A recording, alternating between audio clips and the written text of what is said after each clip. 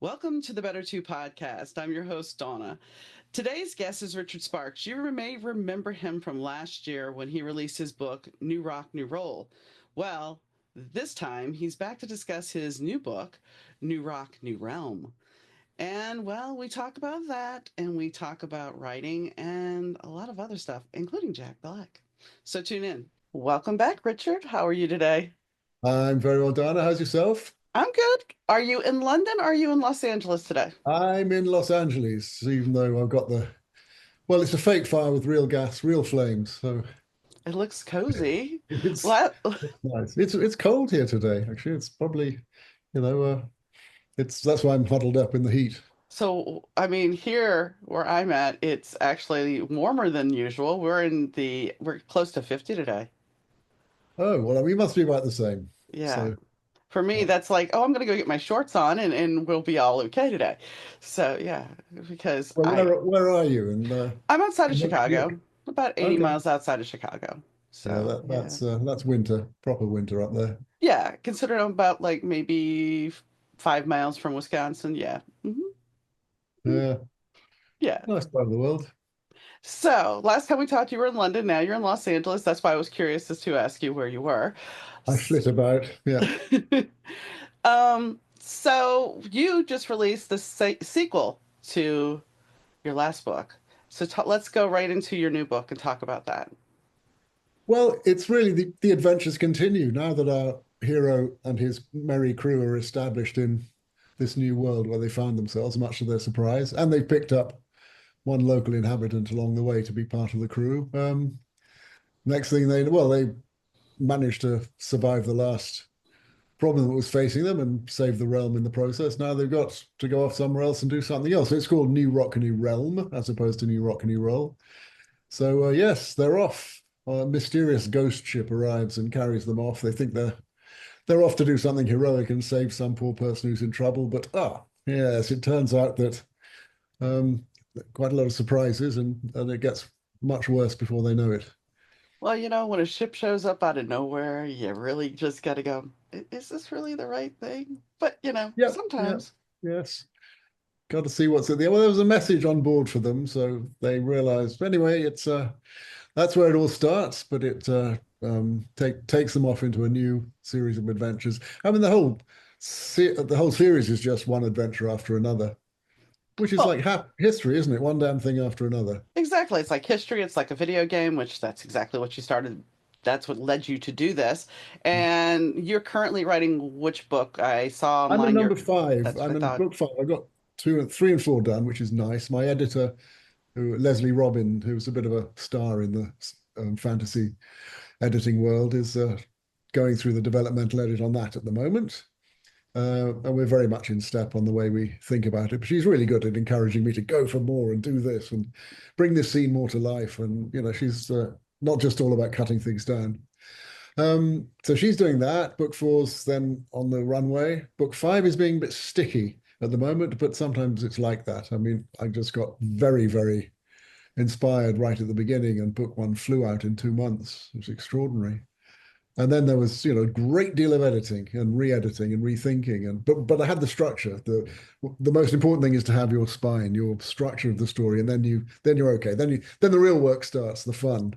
You can exploit it. Uh, Yes. the moment book five is being a little bit, yeah, but we'll get there. Sometimes as a writer, you just get stuck, and it's like no matter if you sit down to write, it just doesn't come.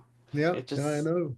And I you have know. to sort of figure out what that means and talk to other people who've been through it and do the things that the other great writers, something like Philip Pullman says, you said you'd write 500 words a day, just sit down and write them, which is great advice. On the other hand, my wrinkle on that is don't panic. You can always just write your 500 words a day, and if they're no good, you can throw them away.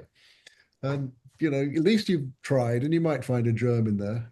There was book three has a uh, really quite involved puzzle in the middle of it. And that took a lot of thinking out. And I must have thrown away 200 or 300 pages in that one before the story completely revealed itself. Uh, But that I knew that never felt sticky. I quite often felt I'm not getting right here. Well, let's try that. But I never felt that it was trudging along. Well, Which yeah. I have to ask. I mean, when you get rid of stuff, when I get rid of stuff, because I'll have my friends, my friends that started knowing when I would share my writing, they'd be like, "Well, don't throw that stuff away." I'm like, I don't. I now with being on the computer, I mean, I have a box full of my writing from the '80s when I was using a typewriter or a notebook, and now it's like I'll just move it to another file, and if I need that for another story, then I have it for another story. So, do you actually get rid of it, or do you put it somewhere else in case you need it for something else? Well, it's in an earlier file. I mean, I go along, I construct my books in files of 5 chapters at a time. So each, part one is the first 5 chapters, part two is the next. So part one, version one will have originals in it, and part one, version two will have changes in it. So it's all there if I need to find it. But one of the great notes on this I got when I was writing a musical in London with Albert Marr, who's a legend on Broadway. He created Man of La Mancha and Kismet. He's the creating director. And the director in musicals is the person that everyone reports to, the lyricist, the book writer, the musician. Everyone reports to the director, and he builds the show, which I didn't know, but I learned from working with Albie. And he once said to me something that was it's a fun note. We didn't have a lyricist. It was an emergency. So I said, well, I love writing lyrics. I can write lyrics. And he sort of, oh God, another amateur who thinks he can do it. This experienced old New York lizard. Anyway, luckily the first lyric I gave him was okay. It was a comic one. And I think possibly the second too. And I rather liked the third one I took him. I went in because he'd been rehearsing all day in the evening, and he'd pour a ferocious martini. And I gave him the script. I could still see him looking at it, sort of like that, not a flicker in his face, and going, well, this is fine, but it's for entirely the wrong show. Black belt note. Great. Okay. Lyrics fine. Wrong. Doesn't fit. So what you're writing doesn't fit in that story. In other words, that story doesn't need it. Maybe another story does. Exactly. When I've worked with less experienced actors as a script editor, which I've done a lot, sometimes you get the note which you should grow out of pretty quickly if you're a writer, when the editor says to you, why is this there? And the writer says, well, because I like it. You say, yeah, well, okay, you do, but the story doesn't like it. It doesn't, if you like it, put it in a story where it fits. So save it by all means and save it, but make sure that that thing fits with the story. That's what they mean by kill your darlings. Well, I with one of my books, I borrowed because I was on a time crunch. I was doing a contest and I was on a Right. time crunch. So I borrowed from this story I had been working on for 20 years. I took and moved pieces and everything. And everybody says about that book, it's one of those books you can't put down and that everything's seamless. And I Yeah, mean, I would probably. tell my friends, and I'm like, yeah, but I borrowed this and this and this from this. You can't Well, why, tell. why on earth should you know what's going on as the writer? There's no reason why you should, because it's not all cerebral. It's not all intellectual. Bertrand Russell said something I find fascinating, because he was a great mathematician as well as a great philosopher, and he said that when had a challenge that he needed to fix a problem, he would work really hard on it for 48 hours, then put it away. And then 6 months later, when he had to come and do the symposium or the presentation, just before it, the answer would pop out. Of course. And he said, it's as if work has been, it is as if orders had been given for the work to proceed underground. It's absolutely brilliant. So Mm-hmm. what happened in the case of your book was that you were working on it without knowing it. And that's Yes. the best kind, because that comes out of the same area of things that, like what we call inspiration, Mm-hmm. is the more than just the ego up here, more than just the brain. Well, it's like that moment when somebody asks you something and suddenly your mind goes completely blank. And then hours later, when you're not thinking about it at all, the answer comes to you. Yes, yes, yes, yes. I'm like l'esprit d'escalier, as the French say. When you think of the perfect reply to somebody who said something witty and perhaps cutting, and on the way downstairs and on the staircase, you get that moment of, oh, I should have said that. Mhm. That would have been brilliant. Yeah, it's there's a lot more going on in our brains than just our consciousness. Oh yeah, yeah. Your subconscious has so much going on, yet our ego kind of keeps it in check. I And was, go yeah, ahead. go. No, go ahead. Well, I was fascinated to learn something quite recently about the fact that not everything that is what we think of ourselves is stored in the brain. It's stored in other organs. Mm-hmm. And there's a thing called organ, and somebody ought to write this as a horror story or as a science fiction thing. There's a thing called organ memory, where Mm-hmm. people who've had organs transplanted into them change personality in some way. I mean, somebody might be gay and then they get the liver from somebody who isn't and they turn straight. Or I mean, simple. That's a simple answer. But people who've been nervous about one thing become brave, or they become vegetarians suddenly, simply because they've had an organ transplant, We'll which study. seems to suggest there's something in the organ itself that is part of the personality that you now have assimilated into yours, It's not possibly. it's not just your organs though, because I suffered an injury and I went to physical therapy and now I'm studying Reiki. And both physical therapy and Reiki, they talk about how in going to a massage therapist, they talk about the fact that there's certain muscles that will hold trauma. And they will Oh, hold trauma and wow. we don't think about that. We think, oh, it's all up in here. No, your Yeah, body holds on to that trauma. That's what creates that inflammation response besides the outside toxicity of the world. But your body, like there's certain muscles that will be a response to your relationship with your yeah, mother. It's very yeah. weird, but nobody No, talks well, I about it. mean, what about muscle memory? You talk about Hmm. that if you're studying a sport, learning something like, I don't know, what a golf swing or Hmm. something. That is something that is unnatural at first, but once you rehearse it and hone the thing, it becomes more automatic, and that's what they call muscle memory. So I think it must be the same general idea. Well, my father-in-law told me he was in the Navy at the time, and he told me a story about how him and his friends went out and got crocked. The wife was with him and the other guy's wife was with him, and he never really drank a lot, but he got crocked, and they're on the base, and muscle memory made him drive to the ship, not to the house, but to the ship, because he was so used to getting on the base and then driving to the ship. So muscle memory still functions even when, that's when your subconscious is going along. Okay, this is where we go. Yeah, fascinating. I mean, this is a whole big topic. I mean, how about automatic pilot when you're driving along and you're just, not even thinking about it? Hmm. Your mind is off doing other things and clicks in and out.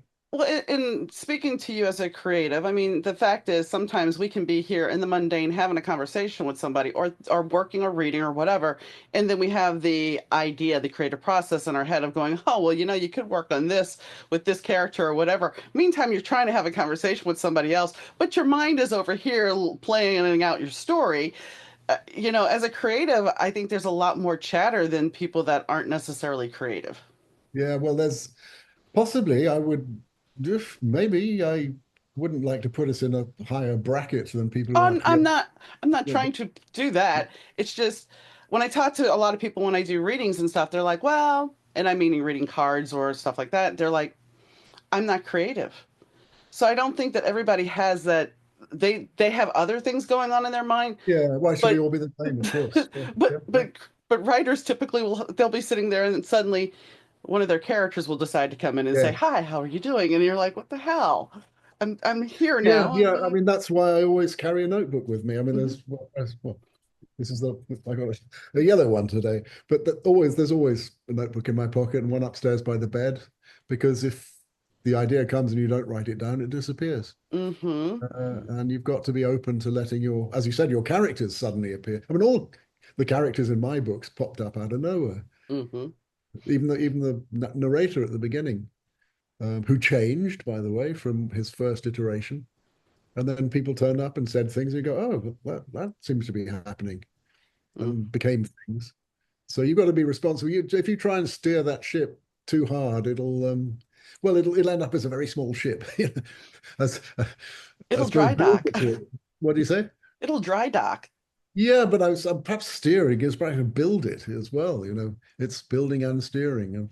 And yes, you have to be open and responsive, and ideas come out of the world, because you're in tune to them in some way. Hmm. You might be, working on something, and you notice things that are things to do with it, and you don't notice all the things that aren't. Right. I mean, there's plenty of stuff we don't notice every day, but occasionally you go, oh, that really fits. Mm-hmm. And that's the interesting thing is when things that, the other day I was talking to my friend before I went and took my Reiki class about Russian nesting dolls. Okay. Don't know why this came up, but we were just mentioning Russian nesting dolls. So we're in class and somebody suddenly says, "Yes, this is kind of like, what you're explaining about the aura situation. That's kind of like Russian nesting dolls." Don't know Okay. why, but okay. So Well, twice it's to do people, being it possibly is. That might be a very good metaphor for describing it. it is, but I mean, it was Similarly, weird and because yes, sorry. it was weird because we brought it up earlier and then here it is being presented again. Yeah, And yeah. that's where that line goes through our relationships and situations because sometimes I don't think we realize that. And as a sci-fi author, I'm sure you can see this. You can see the string that connects things that something may be brought up earlier that will become Mm. relevant later on. It doesn't make any sense when it initially is presented, but later on it does. Very true. And this is goes back again to the point, the idea of coincidence, which is coincidence is simply what you notice. There are coincidences happening all the time that you don't notice. And then people say, I mean, for example, religions are full of coincidences cropping up, and people say, oh, it must be a higher power or spiritual power because this happened. It's not a causal relationship necessarily. I mean, I'm not going to pick a particular example because there's no point, don't want to go down that rabbit hole, but you can find it in any, mythology, Greek mythology, Norse mythology. Things are attributed to higher powers because you notice, like the Greeks were very into omens. So they would see an owl fly west and they say, oh, that's Athena saying us we must go that way because Athena had the owl as a sacred thing. But they were noticing it. Now, Right. a 16th, 17th century American Puritan seeing that same owl would have thought, oh, owl, Hmm. wouldn't have wouldn't have attributed any importance to it. So it's what we read into situations that makes coincidences this big thing that people tend to possibly exaggerate or at least definitely notice and pay attention to. I agree. I agree. So when you are sitting down to, like right now, you said you're stuck. After book five, since it's becoming a process where it's coming a little bit harder to you to write, is there a book six planned or is this going to be the last book of the series? Well, I think in a way that book four is the last book in the series and book five is the sequels starting. Okay. Although it's still a continuation. But one of my test readers is a Emmy-winning producer here in Los Angeles, and I said to him, because he's read all four books, and he said, "How's book five coming along?" I said, "I think the series is kind of complete in the end of book four. Is that I'm a bit worried about that?" And he said, "I love it when a series ends." And I thought about that, and I thought, "You are right, sir."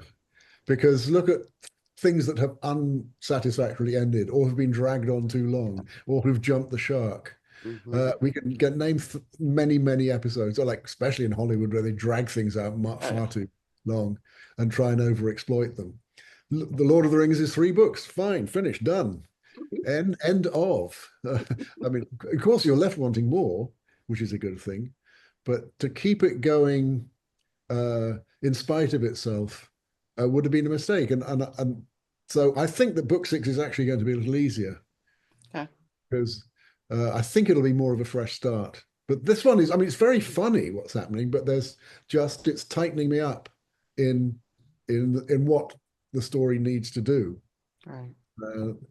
I've got about a third of it done, and it should be okay. I mean, it's a nice reversal of a trope that is used in fiction all the time. Um, so I would hope to finish it by the end of 2025, which is kind of like twice as long as the last book took. So is there any plans for turning this into a television series or a movie? Well, I've sold the film rights to an independent producer in England who is very keen on it, and I've written the script.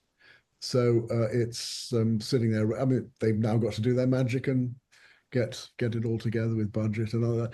But he had a fun meeting. I was in London in November, and we had lunch, and he said, I met this company the other day. It's a very big special effects company." And they were talking about something else. And he said, "What are you looking for?" And they said, we're really looking for something we can do world building. We want a whole new world that we can create with adventures and stories and creatures. And he said, well, I think I have the very thing for you. So he sent the script into them and we'll see. But it must have been fun to have that moment of a conversation where somebody says, we're looking for this. And you think, actually, this sounds right up your street and really mean it. Yeah. I mean, most of these things never come to anything, but it's there if it needs to be. And it's actually it's very cinematic and action-packed and visual. And part of the experience of 40 years of adapting scripts as well as writing them is it took no time at all to write. The book itself is 450 pages-ish, and the script is 120 pages, no, 121, which is exactly 2 hours. At the beginning, I thought it would be a TV series because there's so much happening in it. But he said people in streaming, the world's changed. The people don't want long series to wallow in quite the way they did. They want a 2 hour action series, 2 hour action film. And so I said, okay, well, let's try and see if I can do it like that. But every project's got to be different. I mean, right now that's the way it is. Maybe 5 years from now it changes again. I mean, to be honest, so when Game of Thrones came out years ago, my husband and I started to watch the first couple episodes and it was like, oh, this will never go anywhere. Of course it did, but it was just at the time we're like, this is not going to go anywhere. So I finally this month I decided, well, you know what? I got HBO for a short amount of time. I might as well try watching Game of Thrones. And I did. I watched the whole thing and it wasn't bad, but it was like I preferred honestly binging it. And I'm like, man, you guys had to wait like a week, sometimes longer to get to the next. And I remember, I mean, I've watched shows, I'm older. I've It was a watched those water whole, cooler show. It was yes, the show you talk about on Monday morning, and yeah. waiting a week was fine. I mean, it was a date night for my wife and me. We definitely used to watch it every Sunday, and it was great. I mean, unfortunately, again, got the whole thing with the going on too long in the endings problem. Hmm. And not as the books. The books are amazing, and I can't wait to read everything else that he writes. He's a fantastically good writer. But the series did get lost with a very simple script writing problem. I'm not saying that the answer to it was easy, but the script writing problem, as with everything, is set up and payoff. Hmm. And if they want the series to pay off with Daenerys going mad, well, we've been rooting for her for 12 years. You can't just do that out of nowhere in one show. Set it up better so that, like, for example, what's that thing? The gremlins or something. They're perfectly safe little creatures, but if you put water on them, they turn Yes. into Yes. right.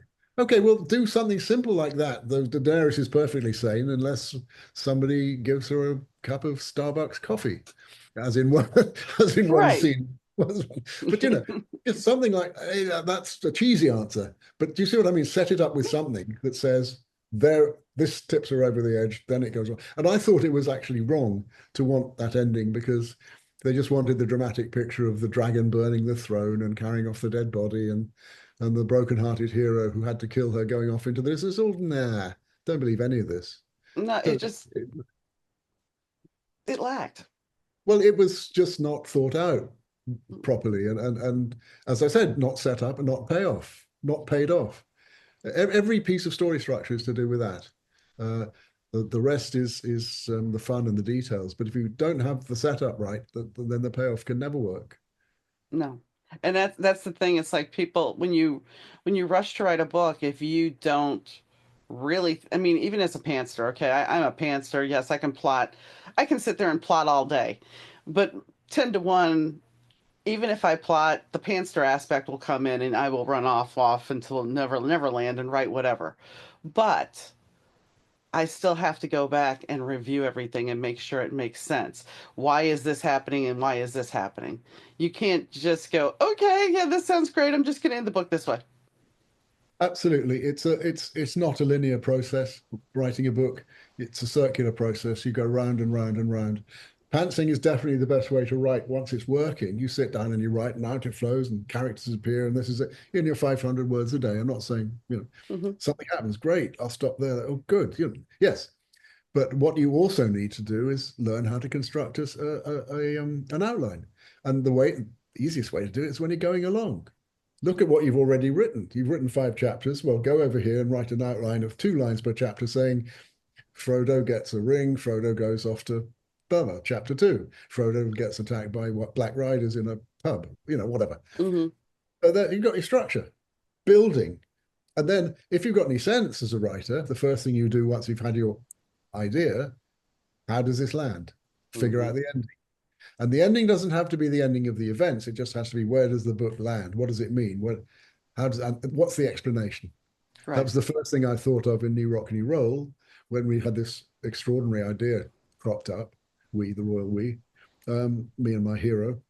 Okay, there needs to be an explanation for this happening.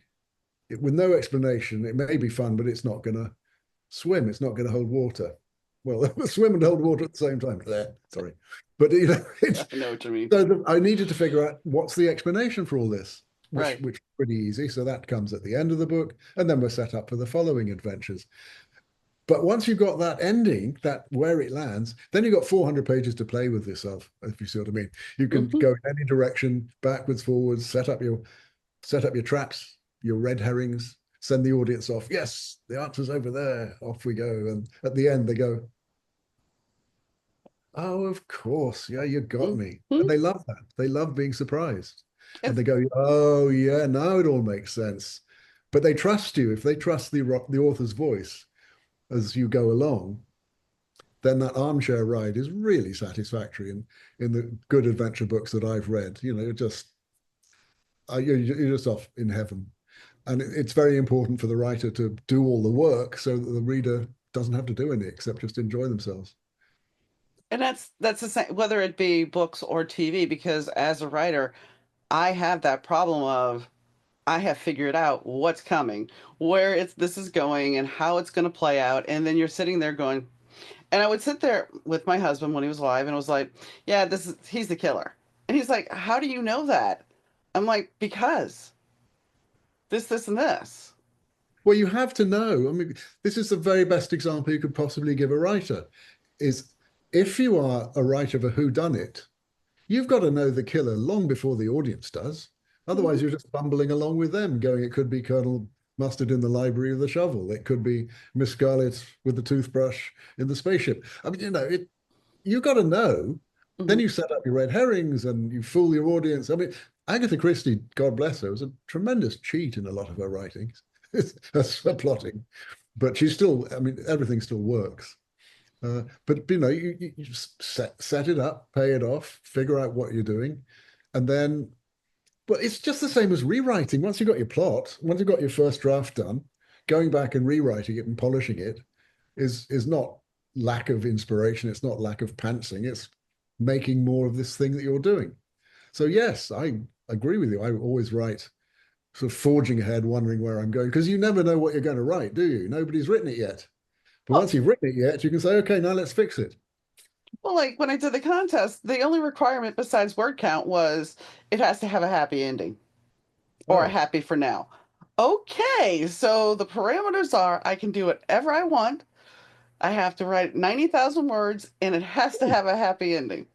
90,000. It was a romance novel. It was, they're not a lot of hardcore. Granted, I ended up not entering the contest because there was a clause in the contract that I did not like, and I thought, well, this is opening me up so you can just steal my stuff. So I didn't do it. So I ended up putting more stuff in, and the book is a little bit longer, but people were satisfied with it, and it got good reviews, and it's the best received book I have. So you never know how you're going to get there. It's exactly no, like writing a book. exactly. As they say in Ireland, if I wanted to get to Tipperary, I wouldn't start from here. So I want to ask you something off the topic of writing, which is you play banjo? I do, yeah. Well, actually, I don't have one out at the moment, thank God. Otherwise, he'd make me play it. I have really been playing hardly any since, well, the whole of 2024. Since I've been so into writing these books. I mean, I used to go and play with a friend and really lessons. He's a very, very good player. So I'd sit there and pay him $60 an hour and we'd play together and he'd teach me new stuff. Well, but yeah, basically lessons, but um, a lot of it was jamming, just playing songs and having a good time. But I don't do that anymore. No, I don't know why. I'm Well, just sort of locked into the new rock series. But what I made do like the banjo. It's very freeing. what made you decide I want to play the banjo? I mean, most people are like, I'm going to play the guitar or I'm going to play the piano. What made you decide I want to play the banjo? Jeff Beck. Okay. I came back from the pub one evening in London, in my first house in Brixton, South London, turned on the TV, and there was Jeff Beck being interviewed. I thought, oh, great, because he's an amazing guitar Hmm. player. And this was, early 70s, no, late 70s, early 80s, maybe. And somebody said to me, it was a really kind of flattering interview, and it was getting a little bit oily for me. And the interviewer said, "So you've done everything, Jeff. What's next for you?" And Jeff said, "Well, I don't know, the banjo." And it's a joke. He was putting the banjo down, and I thought, when I remember Bonnie and Clyde, I remember that Foggy Mountain breakdown. That doesn't sound easy. This was a little patronizing of him. So, and then the next day I was going for my daily run around Clapham Common, and there was a junk shop in those days on the corner, and there was a banjo hanging in it. So I thought, aha, like you were saying, what was your example earlier? Russian nesting dolls. Yeah, yeah. Okay. So I thought, oh, right. Yeah, why not? And I just got married, and the married man needs a hobby. So I went back a couple of days later, and it had gone. So I said, oh, what else have you got? And he said, well, I got a bagpipe chaunter. So I picked up the bagpipe chaunter, went home and played that for a bit, and got some frosty looks from my new wife, and basically thought, this isn't for me. I'd played the trumpet before. I don't like blowing instruments. I'd rather be able to play with my fingers. So I went back to the shop and said, no, this isn't for me. And where would I buy a banjo? And he said, you need to go to a shop in London called All Bang and Strum It, believe it or not. It's All Bang and Strum It. So I went to All Bang and Strum It. They didn't have any. And they said, oh, you need to go to John Alvey Turner. So I went up these flights of stairs in Bloomsbury. And there was a room at the top and open, and the walls of musical instruments, very small place. I shut the door behind. There's a poster of Billy Connolly on the door, who's a friend or acquaintance in the banjo world now, and be a hero of mine. He's a great comic writer and performer. There's nobody in the room. And then those plastic curtains that used to hang in Chinese restaurants? Hmm. They sort of parted, and a bearded face shoved itself out and said, can I help you? And I said, I'm thinking of taking up the banjo. And he said, what a sensible fellow. And that thought I was in. So I bought a book, took it home, studied it, thought I can do this, and went back next week and bought my first banjo, and have been getting worse at it ever since. And I saw that you had your banjo and Jack Black had a guitar. Yeah, Jack. Well, I was lucky enough to direct him in Stravinsky's The Soldier's Tale for the Young Musicians Foundation here, Musicians Foundation, some years ago, and he was absolutely delightful. He couldn't have been sweeter to everybody. This was a voluntary. We all gave our time for it, and the kids in the orchestra loved him. He would have selfies with everyone.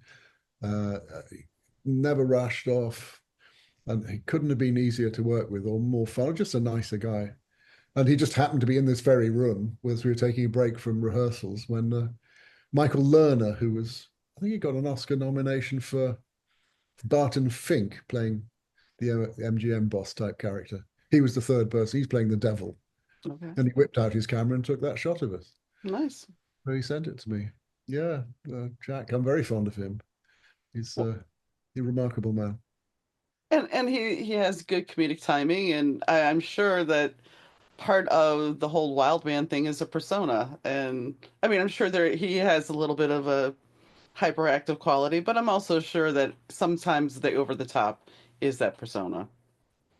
Well, I think he's actually quite a lot more adaptable as an actor than people realize. He played a sort of fake, creepy funeral director in one film, rather straight. Can't remember what it was, which was very good performance. So he's not just a clown. I mean, his mum is a physicist, very eminent, Okay. with some kind of astrophysics or space physics or something. Well, she was there in rehearsals, so I got to chat with her a bit.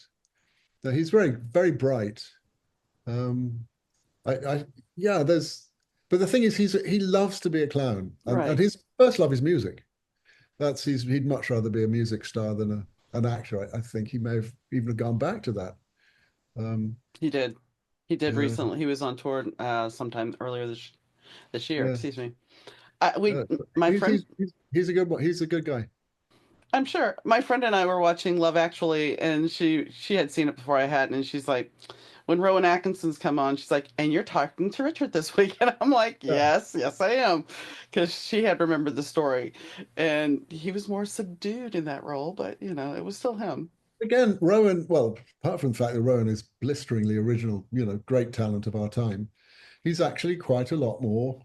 Uh, he's less range bound than he might appear. I mean, I was talking with John Lloyd in London last month, who produced Blackadder and Spitting Image and Not the 9 O'Clock News, which was Rowan's big start. Um, and he was talking about how, sometimes Rowan goes like too far in something. He said, Man versus Bee is just Rowan pulling faces for 20 minutes.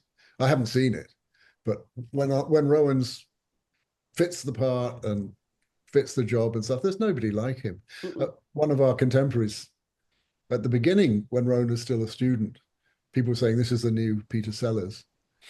And my friend Peter Wilson, who I used to do comic sketches with as a student, said, I think Rowan's had a more distinguished career than Peter Sellers. If you look at the variety, especially with Maigret recently, that's a Yeah. serious part. Um, no, he's a generational talent. Hey, And yeah, well, he was, yeah, come on. no, go ahead. No, I just, he can be subdued. I, I, As was- a, I, I was just going to say about Peter Sellers. I mean, I know who Peter Sellers was, but I'm thinking that past my generation, I don't think a lot of people do because he died when I was younger. So I'm yeah, not sure how many people really know who Peter Sellers is anymore, which is well, unfortunate. yeah, people move on. I mean, who remembers, I don't know, Fatty Arbuckle or Laurel and Hardy or, a lot of the great comedians, especially the vaudeville musical comedians Yeah. who weren't recorded, they're forgotten. But fame isn't permanent for everyone. No, and I think here's the interesting thing is so I'm Gen X basically, and I came up with when we didn't have the internet necessarily. We had the internet when I was in my 20s, not when I was younger. So we had, when AMC was on, it was all old movies. It wasn't original programming. So Tolkien. I got to see that, and your local television channels were running Shirley Temple movies, Andy Hardy movies with Judy Garland and Andy Rooney or Mickey Rooney. And, there was all these older TV shows that were still being shown to us. Yeah. And so we had the Three Stooges, we had Laurel and Hardy. Where Yeah. now, because we have so much content, that gets lost. Yeah, you're very right about that. I mean, people tend to consume things in smaller bites now rather than, for example, get into, oh, wow. We didn't have, what's that, Get Smart in England when I was growing up. Hmm. So I saw it, a generation later on TV when I moved over here. And I couldn't believe what fun it was. Hmm. But I doubt if anyone now would necessarily sit through the whole of Get Smart just by accident, the No. way we did. No, I think we were lucky not to have the internet. I think it's Neil deGrasse Tyson is of the opinion that we'll all get bored of the internet because most of the stuff up there is just fake. It's just rubbish. And he says we're going to grow out of it. I hope well, he's a very wise man, so I hope he's right. But Well, yeah, it's useful, but you can waste your time. if I I want, was go ahead. sorry. No, go ahead. Well, I was at a conference in Worldcon, the big fantasy world science fiction conference in Glasgow, and I was in a panel, not on it. I was in the background because I like to go to lots of panels and see what other people have learned from other writers and whatever the panelists. Next to me, there was a boy who couldn't be more than 20, and he was on his phone like this the whole time, just went down. He never once looked up at the stage. Then the only thing that happened is there was a space moved up, so he moved us another space to be further away from me, so I have more space. And just that, it's kind of heartbreaking. Hmm. Now, possibly there are a number of people in the science fiction and fantasy community who are neurodivergent. So he may have been autistic or Asperger's or have some kind of mental condition that this suits his style. But even so, he's not interfacing with real people, if interfacing is the correct word. Um, so and he wasn't even listening. He was just flicking, watching, listening, no sound, nothing. Well, I think that's one of the things nowadays is that we get so much content with our phones, with other things going on. It's like, as we were talking about earlier about the characters coming to us. While as a creator we'll have characters coming to us, but we also have all the distractions now of, well, wait a second, I need to check on this. Wait, oh, I know that actor. Let me look that up on my phone while you're watching a movie. My husband, yes, I'm guilty of that. My husband's like, you're not watching the movie. I'm like, I can tell you what's going on. And I could, but it would drive him nuts because he's like, how do you do that? He's like, you're not paying attention. I'm like, yes, I am. And some people are capable of doing that, and as I'm getting older, I'm not as capable of doing that, but 10, Yeah, 15 years ago I was very capable of doing that. But I think what happens is we get rewired. Our brains yes, get rewired from all the bombardment. but multitasking doesn't necessarily mean you're multitasking both things at 100%. I think that's impossible. No, it is So, impossible. for example, it's like difficult works of literature. I studied literature at university, and some of the things I had to read were a struggle, difficult, especially if they were in Anglo-Saxon, Old English, and you have to kind of learn a vaguely new language. Or if you're comparing with European literature and you want to consult the originals, and my French is not that good and my German's adequate was then, so you're having to work to read. It's rewarding. Now I don't work to read. I only read stuff that is no work, where the writer's done all the hard work. That's possibly because I'm older and I'm not doing it for a degree, but I think it's also because I believe that the writer should do all the work. And once you make the reader trust you and you take them on a ride, that's the best thing you can do for them. That's the reward for their $20. Oh, yeah. Mm. And I think that's even with a movie. It's like I watched a movie yesterday with Liam Neeson, and Liam Neeson's movies, they're somewhat predictable at times. We're not going to say they're not.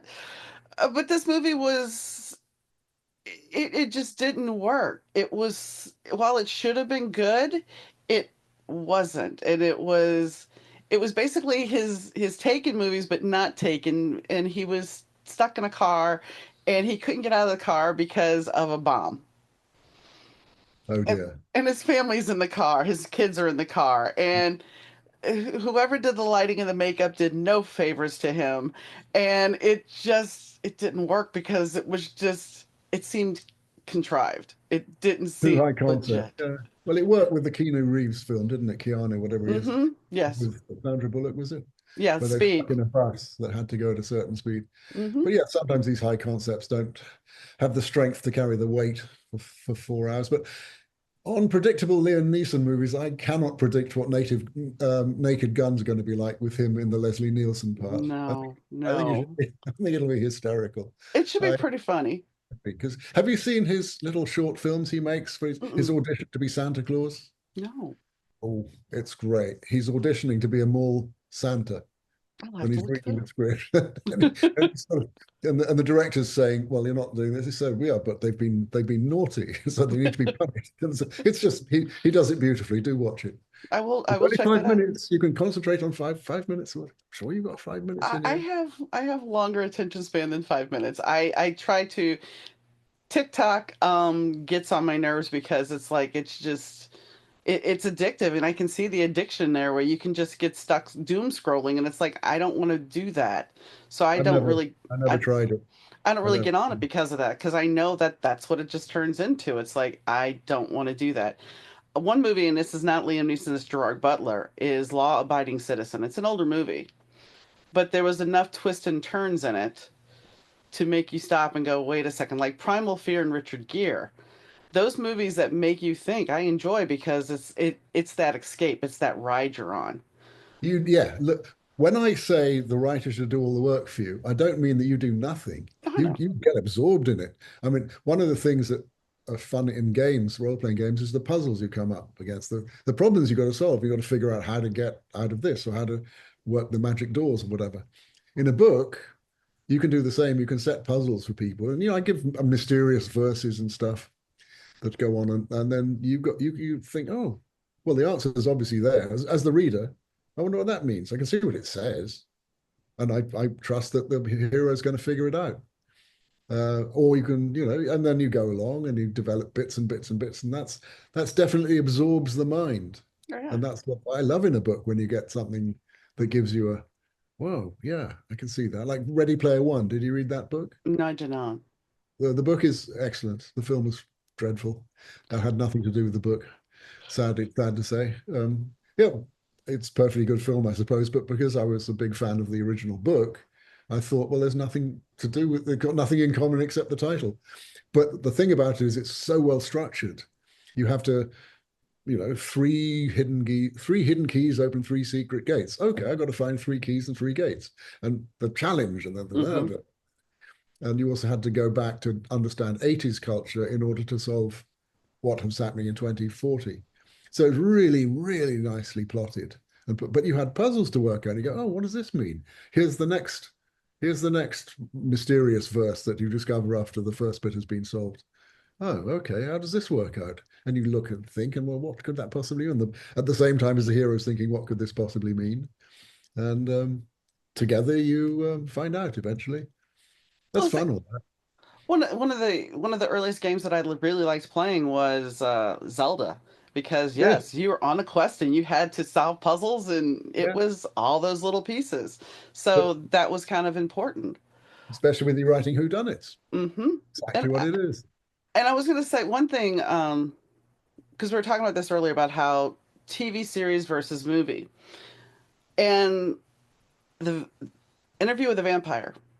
When you look at the movie, it is what it is. The movie was okay. Did it stay true to the book? Yeah, sort of. Well, to be better than Ready Player One did. Yes, yes. And the firm stayed somewhat true to the book, but not completely. And I was a little disappointed, but like you. But so, Interview with a Vampire, the movie, it was pretty good. But I like what they've done with the series, and yes, they've taken some liberties with the series, but it's given it a different feel. It's given it a more modern feel, Interesting. I haven't. and Is it who's in it? What's it on? it's on AMC, and Right. it's out for 2 seasons now. And they play different tropes. And what's interesting is, so in the original book, you have, the in the movie, you have Charlie or Christian Slater sitting there, being the reporter, taking the notes, having the story. However, in this series, it's set in modern times, Right. but they show Louis sitting down with the same reporter back in the 70s. Okay. 1870s, No, 1970s. 1970s, the 1970s. So Oh, you know that they had this connection, but that came more in season two. So it kind of moves around in a lot of moving pieces, and there's more detail.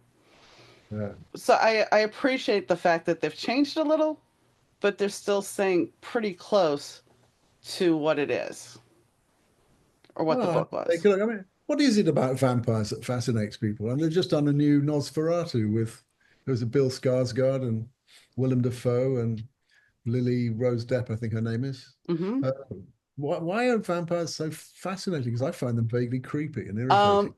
The very first thing I ever published was two vampire short stories, and the one that actually won I did win the Vicious Seduction contest because I wrote a vampire that was a dominatrix. That's how the book starts off, and then it goes off into other things. But the whole reason she was a dominatrix was because, well, she has these these deviants come in that don't. She makes sure they don't have a family, and then she can kill them off, and nobody knows. Nobody's the wiser. The thing about Demons come in, do you say? they're deviants. The deviants come Oh, in. deviant. Deviants come in. Yeah. So I think what the fascination for vampires, I think there's something about the fact that they can enchant you. There's the infamous how they suck your blood, and I don't know. There's always this mystique about vampires. Now, great, The seduction of evil. I but see. here's Yeah. the thing about it though is I don't like if you're gonna give me a vampire story and it's gonna be bloody and gory and scary. No. But if you give me a vampire story that's got some romance or something to it, okay. There's It's Fright Night. based on romance. Yeah, yeah. Do you remember the original Fright Night with Roddy McDowall? No, Okay, it was a campy, cheesy 80s movie. sounds good. The sci-fi is really bad. Everything is over the top.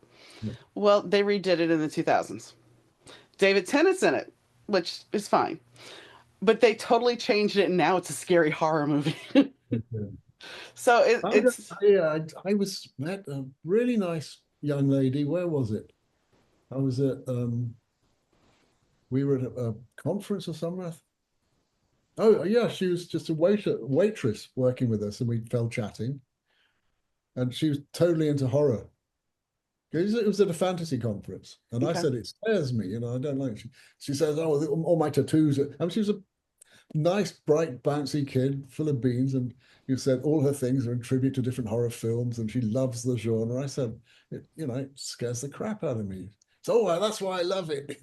So you mustn't have ideas from the outside about what a particular fan group likes from the inside. For example, our daughter took me to see a Nordic heavy metal band, Amon Amarth. And you think, well, all these terrifying looking people, but they were so good natured. The band was so happy. I think Odin is with us tonight, and I'm drinking from his mead horn, and everyone clapping away and laughing, and the music being heavy and thrashy and silly, and it was just a lovely feeling. hmm So, once you get over the threshold into another little circle, as it were, you find, oh, my expectations are not all the same. I tell you what I did love was Wednesday. Did you see that? I did not. That's the one channel I do not have is Netflix, and I keep meaning to look at it because I've told it's great, but yeah, I haven't. Well, I mean, you see, that's Gothic. That's Gothic camp. It's not Gothic horror. So Right. they take the tropes of the Addams family. Wednesday, the awkward little girl from that goes off to boarding school, and it's the Edgar Allan. What's the not the Nevermore Academy, which is a Gothic pile in obviously up in New England. Actually, it's rebuilt in Romania, but don't tell anyone. And it's just a beautiful school series. Tim Burton created it. The girl who plays the lead is amazing. Uh, Catherine Zeta-Jones as Morticia as the time of her life, camping it up. No, just great and beautifully written. But it has scary elements. But because it's gothic and campy-ish, didn't bother me. If it had been on the nose horror, it wouldn't have worked for me. No, I get where you're at because my husband would watch Walking Dead, and that was the one thing about Game of Thrones with all the zombies. Basically, I'm like, if I wanted to watch zombies, I would have watched Walking Dead. I don't like zombies, not my thing. However, you give me Shaun of the Dead or Zombieland, where you have some comedy with it, sure, I'll But watch it all day long. But that's what good writing is. It's light and shade. The hmm cross-hatching of the comedy with the camp, with the scariness, gives you three hmm dimensions. If you just do it straight on the nose, you just got one thing. That'll appeal to the hardcore fans, but to the rest of us, there's something missing. That's why Hitchcock was so good. He'd give you comedy and then terror. He'd hmm scare the crap out of you, then give you a laugh and a time to recover. And then he'd do it again. He knew enough not to cry, scare and scare and scare, because that's the law of diminishing returns. You have to have variety. Well, and I want to say one thing. Okay, every this movie is very old, and it's everybody knows now, and it's just ridiculous. But Blair Witch Project. Okay, I don't like horror. I went to dinner with one of my friends, and she's like, "Let's go to the midnight show." I'm like, "I don't want to go see this movie." She's like, "No, we're gonna go see it." I'm like, "I really don't want to go see it." She's like, "Oh, come on." So I did. I acquiesced, and I said, "Okay, I'll go see it." I sat there most of the movie theater, most of the movie like this, trying to cover my eyes. Okay. That's me. Yeah. And then yeah, I see the eyeballs that are there, and I'm like, okay. And then I didn't really watch the whole movie. So yeah, my after the eyeballs, that was it. I was just done. I didn't see it for the same reason. I'm just not interested in being frightened. But the thing is, and this is what I will attribute what they did because they never showed you. And I lived not too far. You had to drive through the woods to get to my house, or a forest preserve. Is because they didn't show you what happened and because I didn't watch it. I had nightmares that night. I literally had nightmares of something coming after me that I couldn't place because that was placed in my head. This is why I stay away from horror. Thank you, film. That's what you paid your $15 for, or whatever it was, to have a miserable night's sleep. No, Yeah, not for me. no, I don't do that anymore. It's not my thing. It's not my bag. But why Um, should we all be the same? Why should we all have the same tastes? I mean, no. part of the film, fun of seeing any film is going with your mates, and then you all go to the pub afterwards and argue about it. And it's amazing how often you've seen different films and you have different opinions about it. And uh, yeah, that's who we are. We're all different, Well, and and it's like your book will appeal to a lot of people, and then some people won't get your book. But it's like when I try to explain to people that don't really have a background in video games, it's like life is really like a video game. You get to the big boss, you think, okay, I've overcome all this, life is good. Oh no, wait a second, we got some more stuff for you, and then you gotta have to face a big boss again. And people that have never played a video game in their life have no concept of what I'm talking about. But well, it's all built on the same culture. I mean, video gamers didn't invent the world from nothing. They no, reinterpreted it with their amazing designs and with their characters and with everything they've given us that has been so great, that has certainly inspired me to move away from video games and write narrative. It's we're all plowing the same fields that they were plowing back in Beowulf and A Thousand and One Nights and Gilgamesh, all throughout our combined cultural history, yeah. and much of which is fantasy fiction, by the way. Uh, you know, those three I mentioned, for example. Mm-hmm. Wolf has a dragon and a hoard of gold and orcs. Yeah, it's we're all planning. We're all products of the others. I was once in the room with Charles Aznavour, and someone asked him what his influences were, and he said, "We're all. It is impossible for anyone to emerge fully formed from the forest. We're all products of the others." I thought that was just very insightful. It's very true. So, is there anything that we have not discussed that you would like to add? No, I mean, not really. I could go on forever. It's been very nice the way that this fantasy and speculative fiction community have taken to the books. It's been really nice. I know it's this bad form to quote your reviews, but there was a sci-fi reviewer and an author himself who coined a new term for my books. He said they're fantasy. Nice. Because of my background in comedy writing, he thought when he read, he thought it was going to be like a spoof or taking the Mickey out of it. And he said nothing could be further from the truth. They're proper adventures, but a lot of fun happens along the way that you laugh out loud, and then you're off having the adventures again. So no, so fantasy. It's been just very nice to get all this feedback from our group. You know, when you go to the conventions and people tell you how much they enjoyed it, it's really you can't thank people enough for that feedback. No. And I think that's what people don't understand about reviews. Are like, reviews are not for authors. Reviews are for authors though in a way because it teaches how to become better writers, and it teaches us that the people that actually want to read our stuff. Yeah, and there's I've had some wonderfully bad reviews in my time for things I've written, some of which I'm happy to quote some if you like, but that you just got to say, well, if you're prepared to put your nose over the parapet, like our daughter there, that's an artwork by my wife. I think that was on the day of her prom with a haircut. Yeah, she had a fancy haircut Yeah. done, and then Jenny laid her on the ground and took that photograph and did it. But if you get your nose over the parapet, if you're prepared to put your head above there, just be prepared to be. You're going to be shot at. Yeah, People are going to throw coconuts as well as roses, and it's often because they might not read very well, or it's often because whatever you've written is dreadful. Uh, you just got to be prepared to take whatever comes your way. And if exactly. it's going to put you off, well, then probably the world has been saved another bad book by another mediocre writer. It's possibly. I thank you, Richard. Well, thank you, Dawn. It's been fun. I always like talking to Richard. Yes, this is the second time, so it's not like it's a lot of times, but last year after the interview, we had tentatively talked about him coming back this year. And well, he did. And I have to say that it did not disappoint. And we have tentatively talked about when the next book comes out, he'll be back. So I hope you guys enjoy his tales. And if you're a writer, you understand that there's a process. And if you're not, that's okay too. But I think the conversation overall, when we're talking about different things, it just it's a conversation, and that's one of the things that makes this job great, is because you get to talk to people out of different realms and different about different things. Would you imagine that, yes, both of us really hate horror flicks? Well, give us some comedy with it and it's okay, but that doesn't knock anything else. That the person that loves horror, the person that loves a romance novel, the person that loves, you know, anything that isn't necessarily what you like, this opens you up. This branches you into a whole new world. I remember when I got together with my husband absolutely loves Smallville, and I never watched it. Didn't watch it, didn't care to watch it. And it wasn't that I didn't like superheroes, it was just not my thing.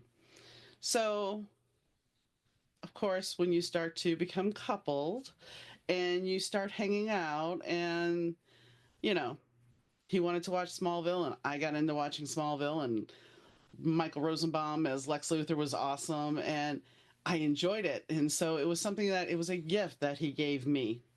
Now, as we talked about when it was Walking Dead, I'm going to go right. I'm going to go do something else because I don't want all that. So there's certain things that when we're with the partner, when we're with friends, we will share with. I've never seen Love Actually. My friend, we were celebrating Christmas, and they're like, "You need to watch this movie." She had been telling me that I need to see it for a while, and I'm just like, "Okay, yeah, yeah, yeah." And I made her watch something that she didn't particularly want to watch either, but she enjoyed it. I enjoyed it, and that's the joy of expanding horizons. And I think we've lost a little bit of that with the instantaneous 15-minute or 5-minute reels, because you don't have the cooler talk of, did you see that? Because we have so much content, we're not forced to all watch the same thing. Now, mind you, there are still some shows that get that traction and that build up, but it's all a process now of finding those little nuggets and connecting with your friends so you can share those moments, you can share those things. So I would recommend going out and getting Richard's books, because I think they're good. I think they're a wild ride. I have not read them yet, and I most likely will be picking up a copy myself because they do seem like something I would enjoy. Fun to see, as he said. Sounds like something that would be a great escape for most of us. Anyway, so if that's my spiel for today. If you would like to be a guest on the show, send me email to Donna, Dauna, at better2podcast.com. That's Donna at better2podcast.com. And, well, whenever you're listening, I do appreciate you listening. I'd like to thank Rich Zai from 30 Year Audio for the audio production. I'd like to thank Fast Susie for the music. I am still getting set up from the new studio, from the move, so sometimes the things are not just flowing. So season 9 is kind of like re-getting comfortable, which doesn't make any sense, but it's about reestablishing myself and getting comfortable doing this again. While I love it, I took some time off, and so it's like getting back into the flow is still happening. But anyway, like I said, I hope you guys enjoy the show still. If you want, leave me a comment. That's great. Leave a review. Tell your friends. We're trying to grow the show this season. And, I greatly appreciate you guys. I really do. So on that note, whenever you listen, whether it be morning, noon, night, whenever, thank you. And I'll catch you next time, guys. Bye.